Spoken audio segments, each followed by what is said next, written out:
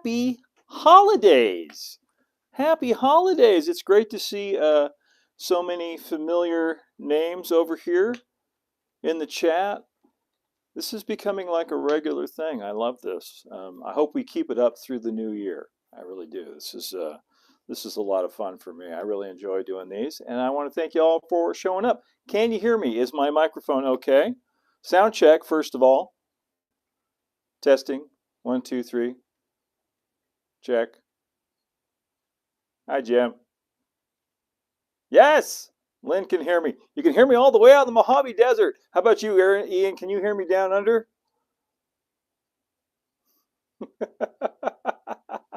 All right, good. Always got to check, make sure the Bluetooth magic with the microphone is working.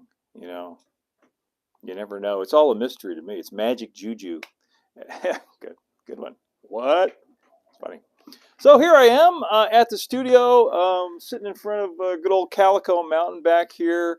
Got a train running around. Should be coming around in a moment. I wanted to wish you all happy holidays. This third Wednesday live stream just happened to fall on December the 21st. And I like to do these on the third Wednesday of the month. And December 21st, that's 4 days before Christmas. It's 4 days till Christmas. It's Christmas Eve, right? We're also we're halfway through Hanukkah. So to my Jewish friends and viewers out there, happy Hanukkah. May the season fill you with joy and peace and love from your family. But 4 days till Christmas. Merry Christmas, everybody. Coming up, if I don't see you. We're 11 days. I made some notes so I wouldn't screw this up. We're 11 days away from the new year. Festivus is just around the corner, where we'll be airing our grievances before the Festivus poll, before the feats of strength. And today is December the 21st. This is inarguably, the oldest holiday this time of year, because it goes back to prehistoric times, back to the earliest civilizations. December 21st, of course, is the winter solstice. And so happy winter solstice to all the pagans out there. Right now it's a little after 7 p.m. on the West Coast, 8 o'clock here on Mountain Stranded Time, and about 10 back east. Those of you back east, thanks for staying up past your bedtime. I know you're a bunch of old guys, so I appreciate you staying up after the early bird special is over. Really, I appreciate you guys being here. So today's the solstice, which means it's officially the first day of winter. Even though it's been winter around here for the last month, it's winter-like weather. But it means that the days are going to start very gradually, imperceptibly getting somewhat longer. Get a little bit more daylight every day until spring finally rolls around, and that'll be really nice. Because here in Jerome, if you haven't been to Jerome, it's a great town, by the way. You should come and visit. We get several million visitors a year from all over the world. It's become a world-class attraction in itself. We're right across the valley from Sedona, Arizona, which looks a lot like what's behind me here. But it's an old copper mining town, old boom town.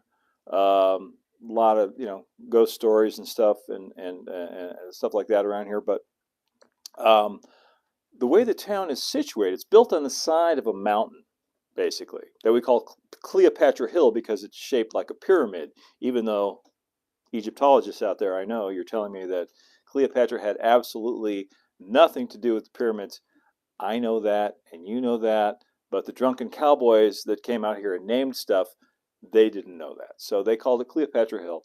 So Jerome kind of slouches on the side of the hill here and faces northeast. So that means that this time of year, the sun goes behind the mountain about 4. So it gets dark at like 4 o'clock and cold.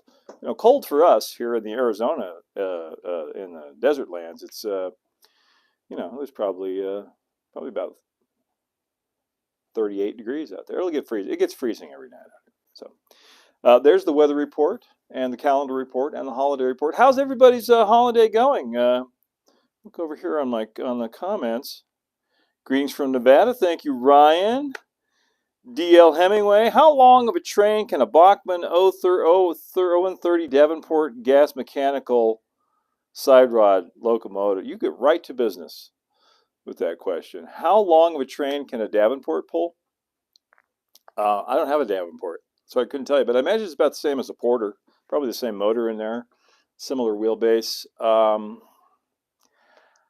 Depends on the cars.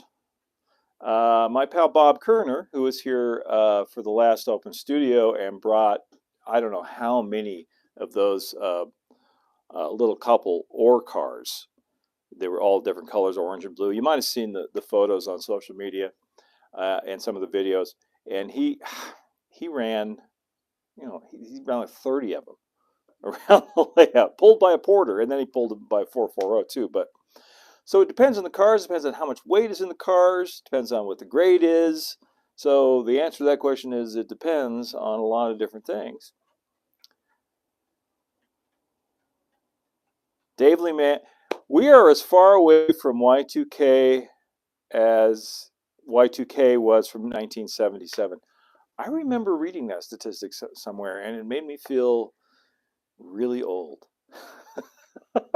Older than looking in the mirror makes me feel.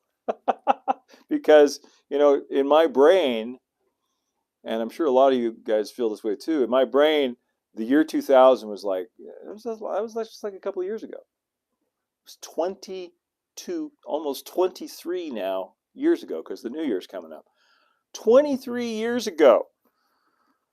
We're 23 years. That's wild. It does, man. Raised 2 kids. A lot has happened in 23 years. But, it seems like only yesterday. Norman says, old guys rule. I used to have a t-shirt that said that, and I wore it until it fell apart. Old t-shirts don't always rule.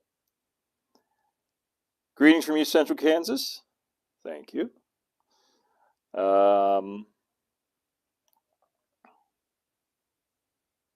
Lynn says long before he heard of Dave and Thunder Mesa, he had a Jerome on his layout. That's a good point. A lot of people did. In fact, someone asked me the other day how I ended up in Jerome, and it's a long roundabout story. I actually came to Sedona to paint as an artiste. I was doing a lot of landscape painting at that time.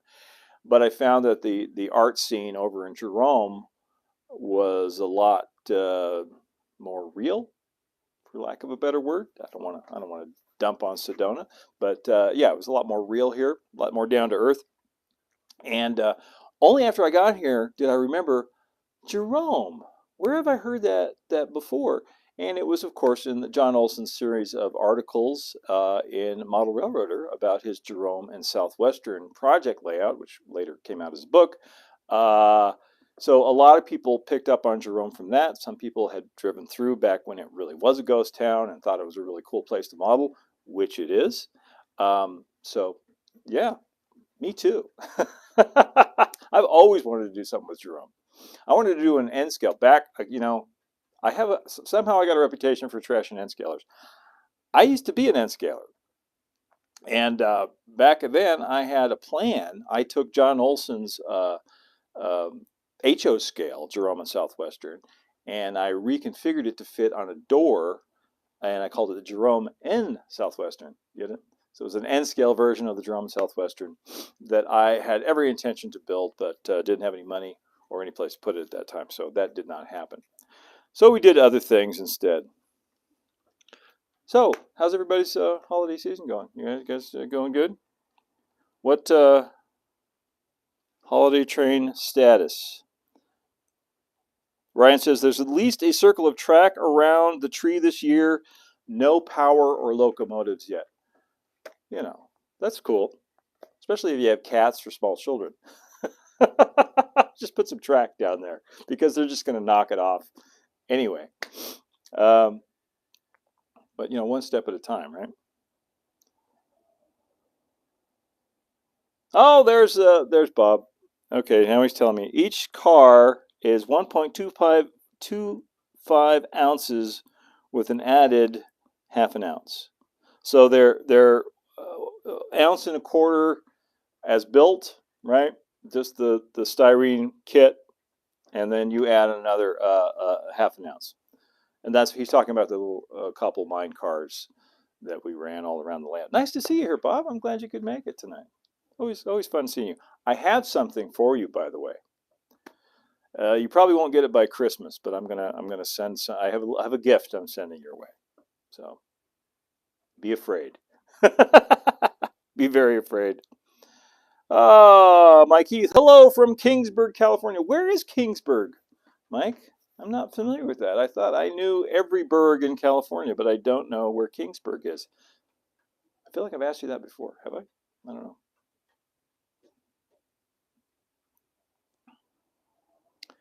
Let's see. Some of us are in a midlife crisis. Not too old yet. I'm in a midlife crisis, and I plan to live up to be 120. Uh, Ryan, you went to school in Flagstaff, so you know. A lot of people come from back east. I used to deal with tourists all the time back when I did tours in Sedona, Jeep tours and stuff. And people would come from back east, and they'd always be surprised. They'd come in like March, and they wouldn't pack a sweater, you know, because they thought, oh, Arizona, it's like a Bugs Bunny cartoon, right? It's or a Roadrunner cartoon. It's warm and sunny all the time.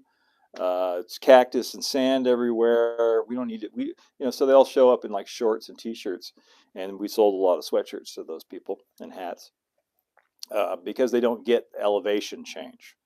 If you lived in Flagstaff, you of course understand that's 7,000 feet, which is about 10 degrees colder than where we are here in Jerome at 5,000 feet, a mile high, which is about 10 degrees cooler than it is down in the valley, down around Cottonwood, which is about 5 degrees cooler than what you'll find, generally as a general rule, down in like Phoenix in that area, in the Valley of the Sun, depending on the time of year. So you go up and the temperature changes, which is why different things grow up there. It's not that complicated when you think about it. Let's see. Hello from New Zealand. You're having Christmas in the summertime down there, right? Down under. Merry Christmas. I hope it's warm and bright, as we say in the song Melakalikimaka. I hope you're. My brother lives on the Big Island, so I always wish him a Melakalikimaka. And Hawaii, you're further south than he is, though, so it's not quite summer there, but it is warm. Greetings from Indiana. Thank you, Steve. Let's see. DK Austin did some growing up in Phoenix in the late 60s. I'll bet you did. Good, a compliment. I'll go straight to that one. Canyon Slot Scale Builders, your backdrop art is fabulous, Dave. Thank you very much. I'm going to be doing more of it soon, I think. I just decided. I've got clouds and mountains and stuff on the backdrops over here. There's a backdrop over here on my right, which right now is behind where I'm building the Bandit Canyon Railway, and it's rather plain. It's just blue. So I'm going to go in and add some canyon scenery and some big puffy clouds and stuff like that. So it'll match all the way around. It'll look really cool, I think.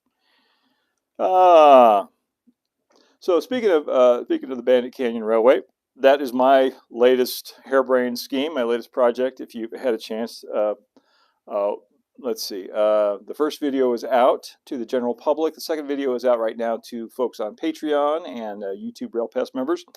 It shows how I built the roadbed and put it up on risers and put in the sub roadbed, blah blah blah. Sub roadbed, the roadbed, the track, and the wiring. It's a pretty simple loop, but it took at least a half an hour in the video, edited down. So that one's fun. So I actually have trains running now on the Bandit Canyon Railway, if you're keeping score at home. And the funny thing is as soon as I said I have no deadlines for this, I'm like, I want to work on it all the time. Isn't isn't that funny how that works? I'm really inspired to work on it. Here, let me. Your guys are actually parked right next to it. I'll give you a little view. So, ooh, there it is. It's part of it anyway. And it's on wheels, so it can move to different places around the studio. But that's where it is right now. And I'll give you a little treat since it's Christmas time. A lot of people have asked me as soon as I announced this project, are you going to be building more 0 and 18 locomotives and rolling stock? Yes, I am. As a matter of fact, I am working on one right now, and it's right here. So I'm going to give you, it's not done, so don't get too excited. But something that'll give you an idea. This is going to be Bandit Canyon Railway #1. And I'm using, this is a Mini Trains Forney 044 in HON30. And I took off the trailing truck. I'm building a new cab for it, a different stack. It's going to have a different headlight, a different pilot, different paint job. And it's actually going to end up looking an awful lot like one of the old engines from the mine train through Nature's Wonderland, which I've always wanted to model. Yeah, so here's the cab I'm working on, work in progress, not finished, but that gives you kind of an idea. You know, so small and funky and caricatured, and it's just, I'm having a blast working on this. Really fun. Been working on the cab today, and that's going to be an upcoming project video. Probably not the next one, but maybe the one after that. Which reminds me, I went through the last of my Squadron Green putty. You guys remember that stuff? For filling cracks and gaps in plastic. I don't have any more, and they don't make it anymore. It's sad when you've been in the hobby long enough to, you know, see these companies come and go, and they don't make the stuff anymore that you used to use, you know, like Flow Quill paints, which I guess Testers has taken over. But I am looking for a good substitute for Squadron Green putty. So if any of you guys have experience with that thing, especially military modelers and guys who work a lot in plastic, give me a shout out in the comments below or in the chat here for something that's a good replacement for Squadron Green putty, because I need some. And there are a few different things on the market, and rather than, you know, product test them all, I'll just ask you guys. What's that called? Crowdsourcing. I'll crowdsource the answer from you and see if you guys have any good ideas on that subject.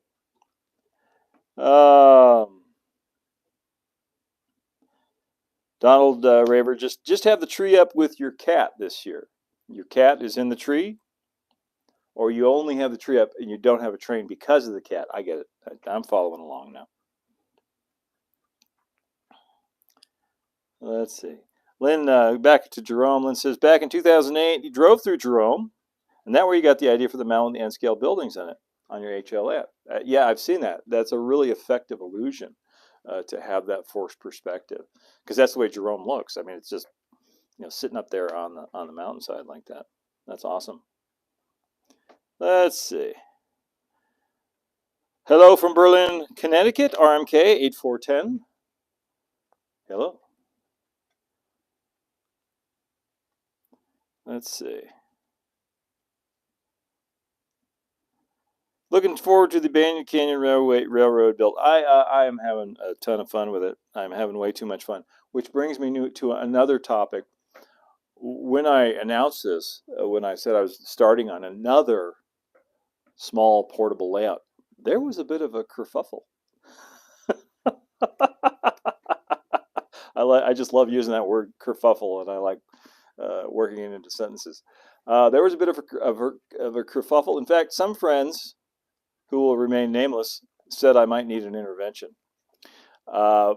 because they, you know, people are like, you can't start another project when you haven't finished Gruesome Gulch yet. And I said, thanks, Mom, for letting me know. No, I understand. I didn't get Gruesome Gulch finished in time for Halloween. I had a hard deadline, which was the Saturday before Halloween, to get as much of it done as I possibly could, and we did. Me. I don't have a mouse in my pocket. I got a lot of it done. There's still a lot that needs to be done, um, and it will be. I hope a lot more of it will be done before May, which Cinco de Mayo, by the way, is often celebrated as Halloween in some parts of the world. Not a lot of people know that. So I will have it. That's my next deadline is by Cinco de Mayo, and or the 5th of May. Because I'm going to take it down to Riverside to Gary Beatty's place. He's already put it on the poster. I have to bring it, right?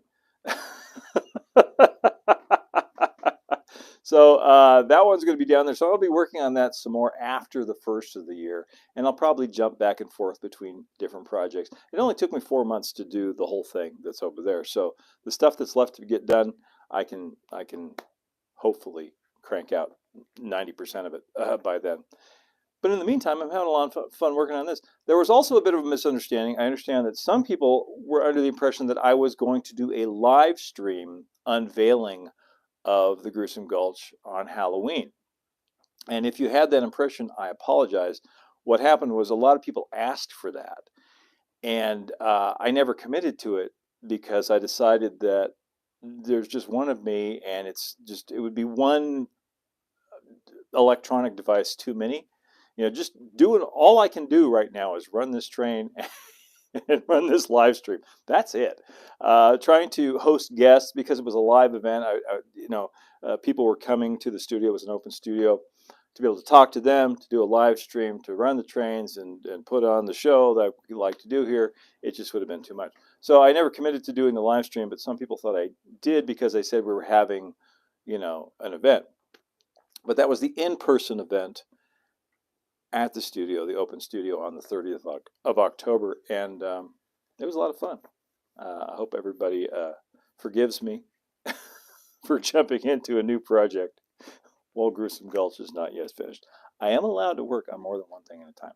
In fact, I am usually working on several projects at the same time.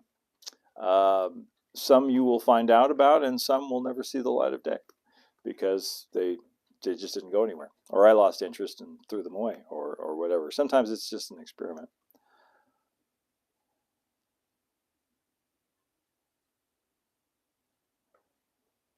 Well, let me catch up on the comments here. Matt Abril, good evening from Central Illinois. Currently bracing for the blizzard that's on its way. So you're going to have a white Christmas. How lovely! Don't get buried out in that snow, and I hope you have a snow blower and a good snow shovel and all that good stuff. We don't use that stuff here in Arizona, unless you live like in Flagstaff. Usually, if there's enough snow that we have to shovel it, nobody's leaving the house anyway. The nice thing is in Arizona, they got the different levels, like all the mountains here. So the snow falls up there, but not down on the road. So you get to drive by and look at it and go, oh, look at that. Isn't that pretty? But we don't have to live in it, which is the way I like it. Will I be bringing that to Riverside as well? The Bandit Canyon Railway? Maybe. I'd have to rent a van. I would probably have to rent a van because I don't think this and Gruesome Gulch would both fit in the back of my Grand Cherokee. This will fit and the other one will fit, but not necessarily together. Yeah.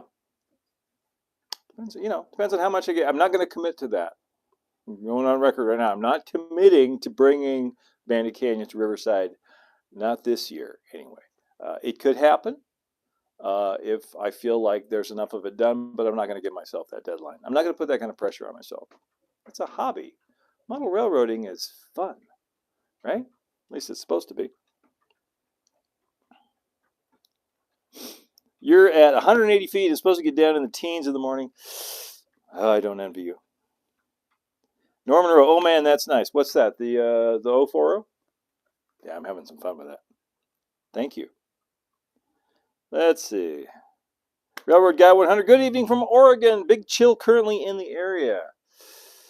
Yeah, it's actually supposed to be warmer here Christmas week here in Arizona than it's been because it's been cold. It's been freezing every day. Ian says thinned milliput with rubbing alcohol. Milliput. Is that a trade name for something you get down under? Because I am not familiar with that name.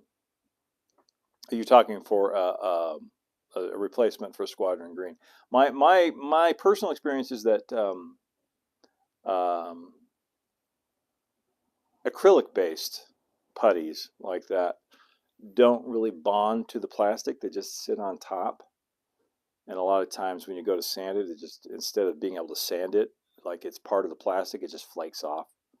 So, not crazy about that. Thin milliput with rubbing alcohol. I'm gonna look into that. Automotive spot putty. Bondo? Yeah. That's looking into that. Squadron Products white putty. Now, Lynn, is the Squadron Products white putty, is it acrylic or is it spirit based, enamel based?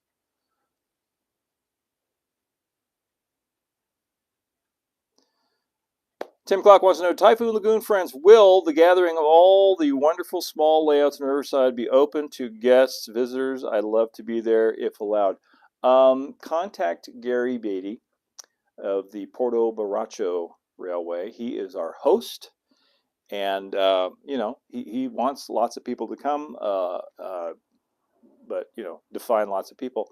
Don't want it to get out of hand where they have to call the riot police or anything. But contact Gary. You can contact him through Facebook, and let him know you want to come, and he'll probably just shoot you some directions to the place. A kerfuffle, yes. Kerfuffle is a great word. I'm way behind here. Dave LeMan says, please refer to Typhoon Lagoon friends as Typhoon Lagoonies.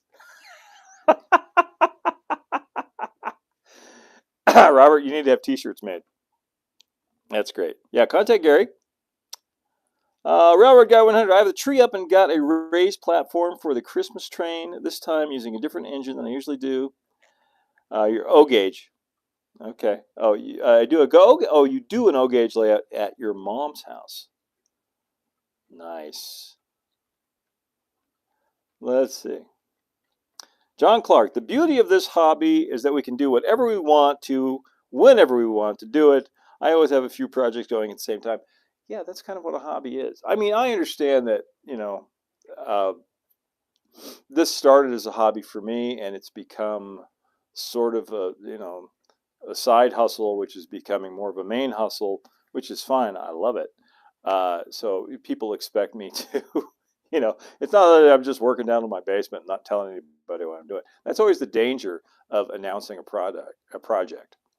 It's like when I announced Bandit Canyon, it's like, am I going to have the wherewithal to actually finish this? Am I going to follow through? Are people going to be disappointed that I got as far as the bench work and I'm like, yeah, I don't want to do that. I'm going to go work on this stuff over here for a while. I understand. My attention span on these projects sometimes can be frustrating, because I'll be starting on something. Robert can tell you this. He was waiting for, I don't know, like 6-7 years for me to finish Horse Thief Canyon over there. So you saw the first video, it said part 2 coming soon, and there was never a part 2 until I finally went back and revisited it a couple of years ago and wrapped it up. I always get back to it and finish it eventually, most of the time. But hi, Lindley. Thanks for checking in and lurking. I appreciate that. Is there a small ON30 portable layout secret club being formed? You should form one, Josh. The more projects you do, the more we get to enjoy. It keeps. Thank you. It keeps my interest up. It keeps me engaged. It keeps me wanting to come to the studio. It makes me excited. I wake up in the morning and I feel like a little kid. I want to come up here and play. I want to come up here and work on stuff. when I have a new project going on.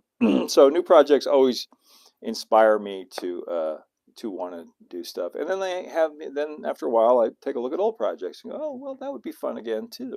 So yeah, it kind of refreshes and revitalizes me, for lack of a better word. Let's see. Two-part epoxy clay. Okay, I've heard that too. Getting lots of different recommendations.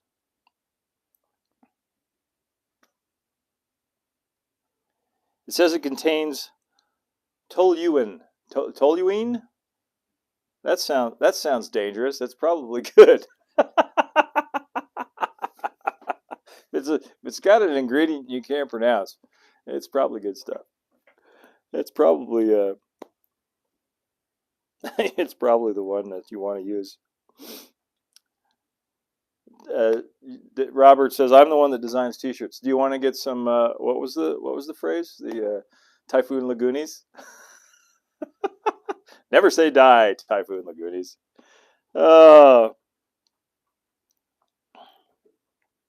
Oh, SP Scotty, do you have an all-time favorite ON30 locomotive, or is there one that you wish someone would make? My all-time favorite ON30 locomotive is the Bachmann Porter. I have a yes to both of those questions. Who asked me that? SP Scotty. Yes to both of those questions. My all-time favorite is the Bachmann Porter, and yes, I wish they would bring it back and continue to make it, perhaps with improved electronics. Hint, hint. I would gladly pay for a couple. But my dream locomotive that they have never made in ON30, no one has, is a true. Actually, there's a couple now that I think about it. Is a true 440 kind of belle of the 80s American 440. The Bachmann locomotives, the 440s, are a South American design. They're an odd bodkin, and they take a lot of work to convert into an American-looking 440, narrow gauge 440. And the thing is there are, the Eureka and Palisade, just to the top of my head, there are dozens, Denver Grand Western, dozens of fantastic prototypes out there for beautiful late 19th century 440s, because it was the most popular wheel arrangement, most popular locomotive design, and no one has ever produced one in ON30.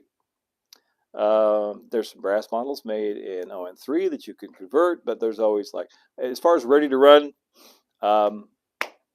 where is the 19th century narrow gauge 440 in ON30? Now, I understand, of course, 30-inch gauge is odd, but a lot of people use it to represent 3-foot gauge. I'd say most ON30 modelers are secretly thinking 36 inches when they're doing it. So yeah, come on, somebody out there, make an American, or a real one, with all the trimmings, a beautiful paint job, and all that good stuff. They have the tooling. Bachmann has the tooling in G scale, in F scale. They've built one. It's beautiful. Same thing with the Pacific Coast Mogul, like the Emma Nevada 260. Love to see one of those too. The second most popular locomotive of the late 19th century was 260, followed by the consolidation at number 3. So yeah, I would love to see, the consolidation they've done. Broadway Limited did that, but I would love to see a Pacific Coast 260. If you don't know what that is, it's where the wheels are not evenly spaced. The first set of drivers is a little bit further forward, and the second set of drivers is further back, like a 440, next to each other. Take a look at the Emma Nevada, Ward Kimball's beautiful restoration of that locomotive. That's what we should get in ON30. That would be fantastic. They would sell a buttload of them. Pardon my French. They'd sell a lot of them. So that was probably more of an answer than you were looking for to that question. But yeah, those are my wish lists.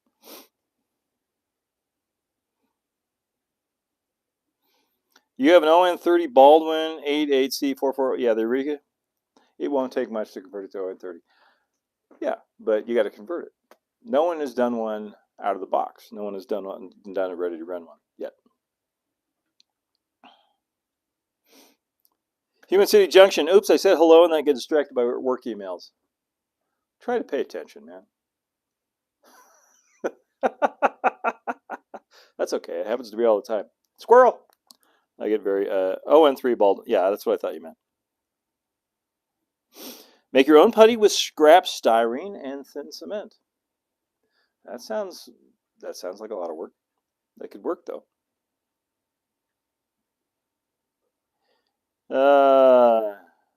Yeah, Cook Mogul. Yeah. In HON3, yeah, man, HON3 is pretty desolate right now. It's really hard to find anything, especially since what's its soundtracks? Blackstone. They just stopped making them.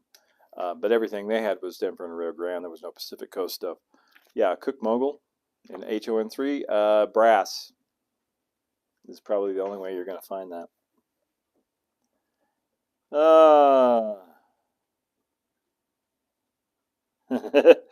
I trained well. Guessed it right. The classic. Of course, what else? I'm a Wild West guy. That's my thing. So 440, the Wild Wild West.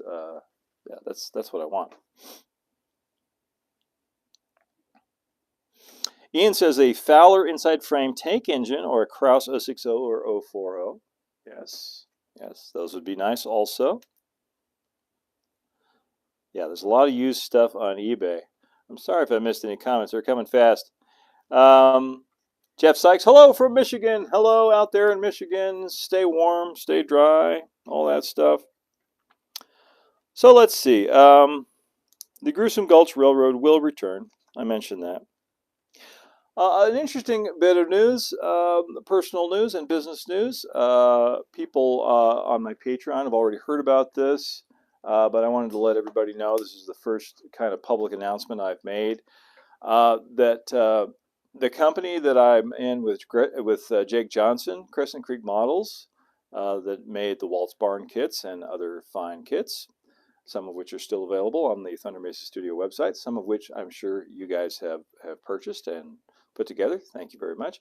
We're going out of the model kit business. We're getting out of the business. At least I am, because neither one of us really has the time, unfortunately, to dedicate to a model kit business to keep it going at the level it needs to be going. And to be competitive. It's a very competitive market out there. Everybody's making laser kits now. Some of them are fantastic.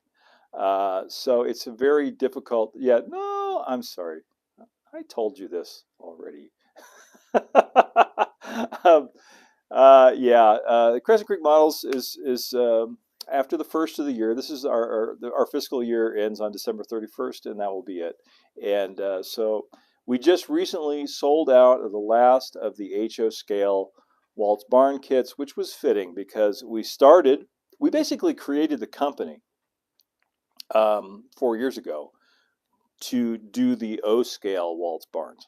We wanted to do it, and we approached the folks at Griffith Park, and some people put us in touch with the Walt Disney Family Foundation, and we got the permission to do it. And it was like, oh, well, crap, now we need to create a company.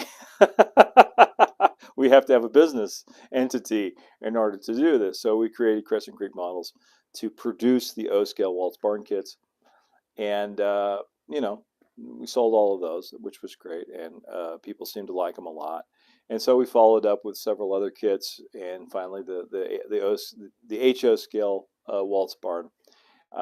So it was fitting that we began with Waltz Barn and we closed out with Waltz Barn. And I'm sorry if you didn't get one. I really am. I would love to give one to everyone that wants one, but it just can't be done. And by the way, the HO kits were available on the website for like a year, so and we didn't keep it a secret. But yeah, if you didn't get one, I'm sorry. And I know some of you look for O scale ones out there. they are bound to show up on the resale market sooner or later, because out of all the ones we sold, I think I've seen 6 or 8, at least that I've seen photos of, that people have put together. So I know there's a whole bunch of them in boxes, in closets, or on shelves somewhere. So, that's a little ray of sunshine. You might be able to get your hands on one that way, but we won't be rerunning them as Crescent Creek models. At least I won't be. Jake has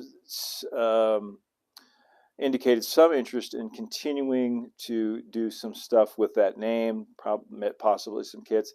I don't know. By the way, Jake and I are still very good friends. This is not a personal falling out or anything like that. I don't want you to get the wrong idea. Love Jake. Best collaborator you could possibly imagine. Just the most wonderful, easygoing, creative guy you could think of. I just loved working with him on everything that we worked on. But, like I said, we don't have the time. Neither one of us. He's doing a lot of custom model work, and I'm doing this and a lot of other stuff. So it was time to cut some of those things go. Let some of those things go. However, that said, and I told my YouTube members and patrons about this earlier this month, that don't text me during a live stream, Robert. You make me laugh. Where was I? Derailed my train of thought. Oh, one thing I've really wanted to do, because people always ask me, "Oh, are you?" Whenever I do a model on this on the layout, some custom structure that I cut all the parts for and stuff on my laser. People say, "Oh, is that going to be a kit?" Well, putting together a kit is a lot of work. A retail kit for the general public is a lot of work, and it's a lot of work that, frankly, I don't want to do anymore. Writing the instructions and packaging and shipping. Making the kit is easy. Let me tell you this: designing the kit is easy. Putting it together is easy.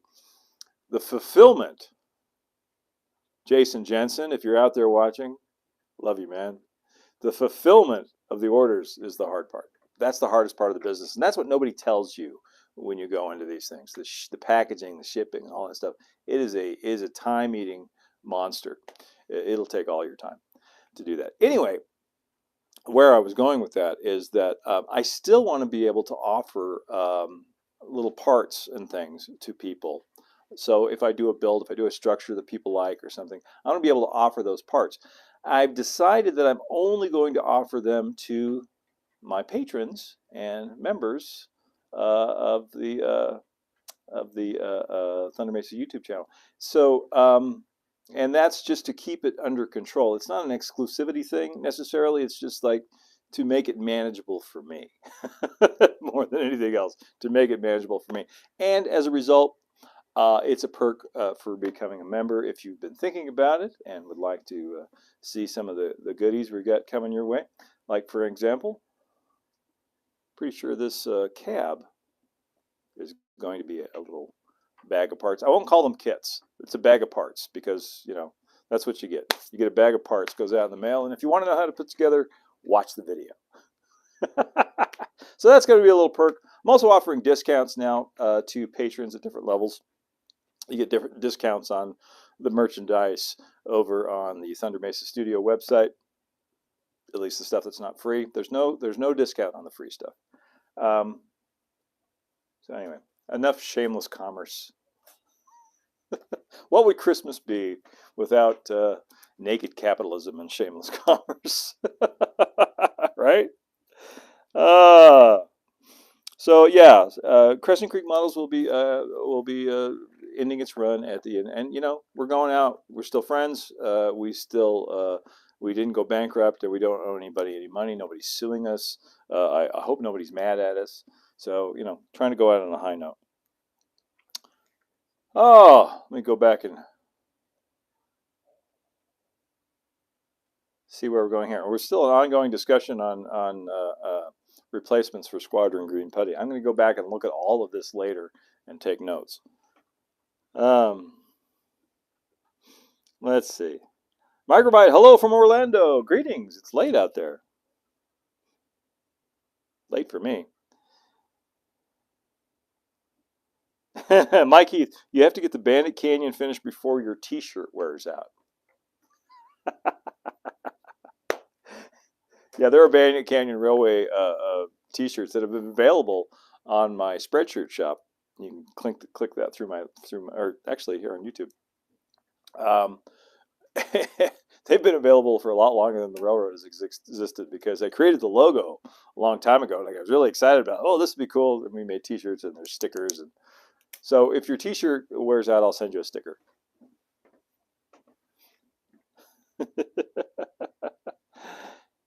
Randy Summers, happy holidays, Dave. Randy, it's nice to see you. Thank you. Happy holidays to you. Any family traditions that you do with your family? Oh, we all have those. We had a great one for Thanksgiving. We would go up to the Grand Canyon and have dinner at the El Tovar restaurant overlooking the Grand Canyon. They do a wonderful turkey dinner up there. I don't know if they're doing Christmas dinner, though. We haven't tried that. But, Christmas is pretty laid back at our house. I'll tell you what Christmas was like when I was a kid. Speaking of traditions, and this is unfortunately, I mean, my kids are grown now. Well, my oldest is 16, or my youngest is 16. I'm sorry. So, they're kind of past the whole Santa Claus and reindeer on the roof stuff. But when I was little, I was the youngest of 4 boys. And when I was little, my dad would go to the most elaborate lengths to make Christmas magical. This is how it was. And it might seem kind of torturous now, looking back. I wouldn't do this to my own kids. Before Christmas Eve, there were we put the lights up on the house. We put the Christmas lights up on the house and a wreath on the door. That was it. There was no tree. We didn't have a tree. There were no Christmas decorations in the house, inside. No stockings. We would hang our stockings on Christmas Eve and go to bed. And when we woke up in the morning, everything was there. The Christmas tree was there. All the lights, all the decorations, the holly around the house, everything. Christmas music was playing. There might be a bike put together under the tree. There'd be a slot car set or something like that. Every year there was some big thing, like Santa made it magical during the night. And that was our Christmas tradition growing up. And it made it so real. You go to sleep. There was no tree, nothing. You wake up in the morning and magic. There it was. My dad had some showmanship, in him. He'd probably deny this, but he was a showman to go to all that work and all that trouble.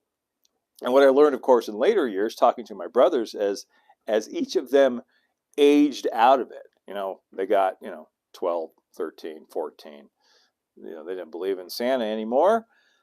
They got recruited to be elves, and they would help.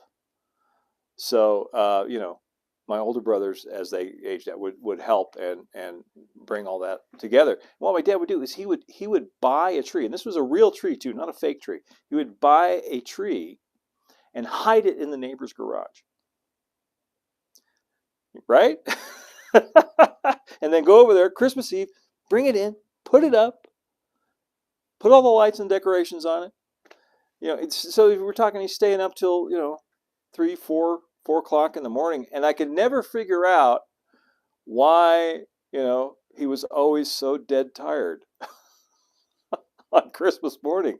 You're like coffee, because he was staying up, and there was some holiday cheer imbibed. I will say that. So that was a wonderful Christmas tradition to grow up with.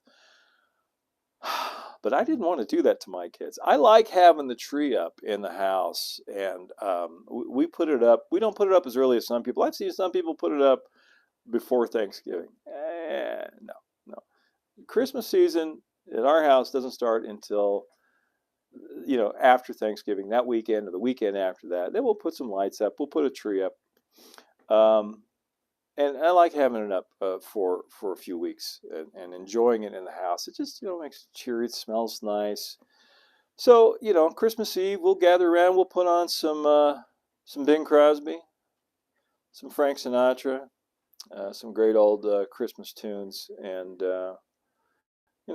hot buttered rum. I was a bartender for a lot of years. I make a killer hot buttered rum. Got a recipe that's a secret. Make some nice hot buttered rums and sit around. Usually don't open presents on Christmas Eve like some people do. Every once in a while, we'll maybe one. But now that the kids are older, what do you want for Christmas, Ben? Cash. Teenagers, right? So he doesn't really talk like that, but you get the idea. So yeah, and then Christmas morning, get up, make a nice breakfast, sit around, do stockings first. That's the rule. We always do stockings first, and then open presents. We still fill stockings for everybody, even though the kids are grown, because it's Christmas. You got to do that stuff.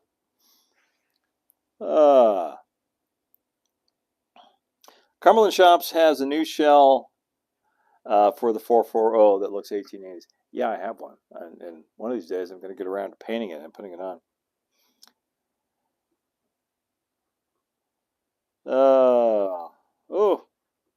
I'm way behind on comments. I'm never going to catch up on this. SMC Jerome, it's been a good year. We visited Walt's Barn in August and your studio in September. Hitting all the highlights. I love what they say at Walt's Barn, and this is true. This is the only Disney attraction in the world that's free and worth it.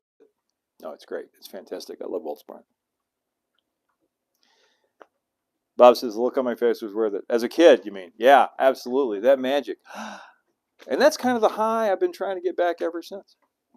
That's why I do this. People ask why you work so hard on this, why you put so much into it, and keep working on it. Have been working on it for more than a decade. It's that Christmas morning feeling. That's what it's all about. The thing exists to be delightful. That's the only reason. It's the ultimate art for art's sake. It's not for commerce. It's not to make money. It's not to do anything else except for just to be delightful. That Christmas morning feeling, that morning going down the tree, and just, it's magic. That's what I like to see on people's faces when they walk through the door here for the first time and go, wow. It's that wow factor. It's like, you go to a Disney park and you go on a new, at least in the old days, you go on a new attraction, and they'd always have what they called the wow factor. There's a great show.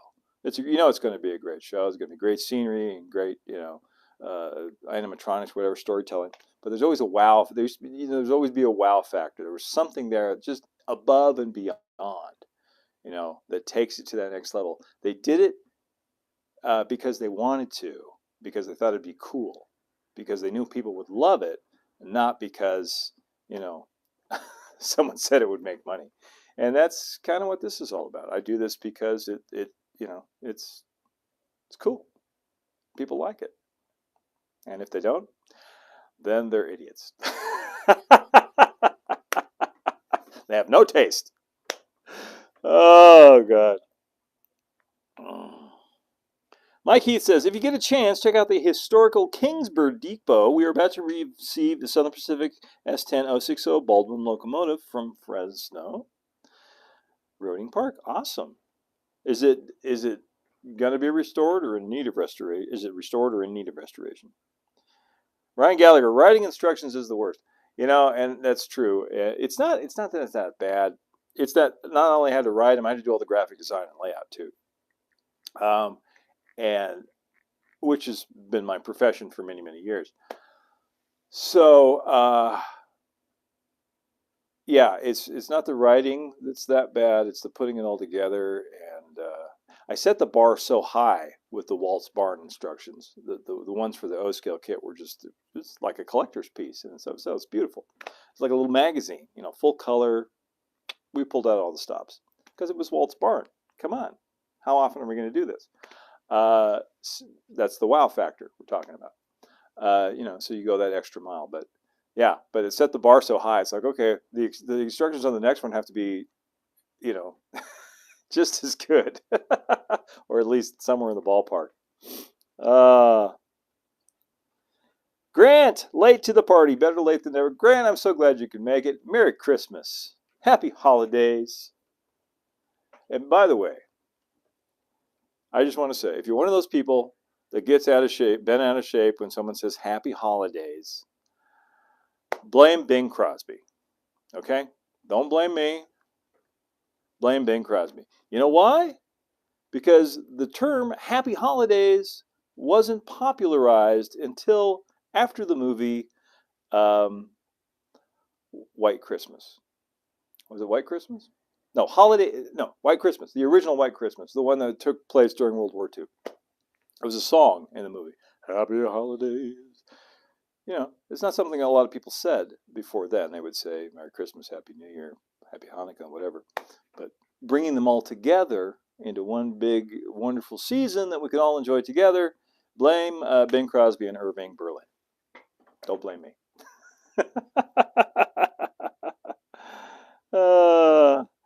Lynn McCurdy says, my wife, before her stroke, used to start decorating the house the day after Thanksgiving. Yeah. How's your wife doing? I hope she's doing well. I hope she's recovering nicely. And I hope nothing but love and blessings and good health to you guys in the new year. Many thanks for the fun show, Carside Model Railroad. You're very welcome. Yes, I'll be going to bed with visions of 440s dancing in my head. Norman says lots of things would be built and kept to the neighbors. That's what my dad did too. He'd keep the tree there, and if there was a bike to put together, sometimes he'd put it together on Christmas Eve, and I'd wonder, and I'd wake up, why does Santa swear so much? Or he would put it together ahead of time and stash it in the neighbor's garage if he had time. Gary Beatty's here. Hey, Gary. We were talking about you earlier. Your ears were probably burning. Nice to see you. Merry Christmas. Gerald Stewart. In the Philippines, Christmas is celebrated in the Burr months. September, October, November, December. I like that.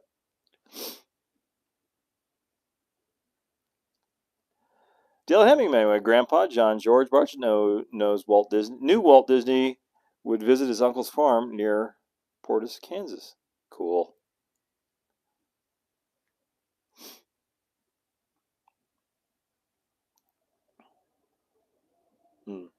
I'm just talk amongst yourselves. I'm just enjoying reading the comments over here real quick. Well, hey, gosh, an hour just flew by like that. This is in addition to being, our holiday show. This is the last live stream of 2022. I'll be doing another one on the third Wednesday of January in 2023. So I hope to see you then. The next open studio up here, live and in person, is going to be January the 7th. That's a Saturday from 2 to 6. Hope to see some of you here. And if I don't see you, have a holly jolly Christmas. And in case you didn't hear, oh by golly, have a holly jolly Christmas this year. I love this time of year. There was a time in my life when I worked in retail,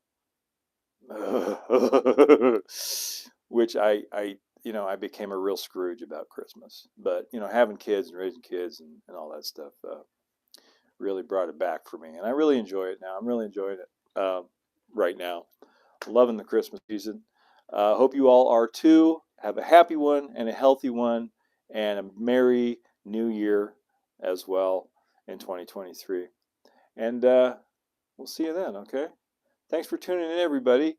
Thanks for spending your third Wednesday of the month. Thanks for spending the summer solstice with me. Remember, if you're up in Michigan or Wisconsin or up in the Rocky Mountains or one of those cold, snowy places, if you're in Canada, the days do really start getting longer tomorrow. I mean, only a few seconds, but there are a few more seconds of daylight starting on the 22nd. So, Merry Christmas, everybody, and a Happy New Year. God bless. See you next time. Keep moving forward.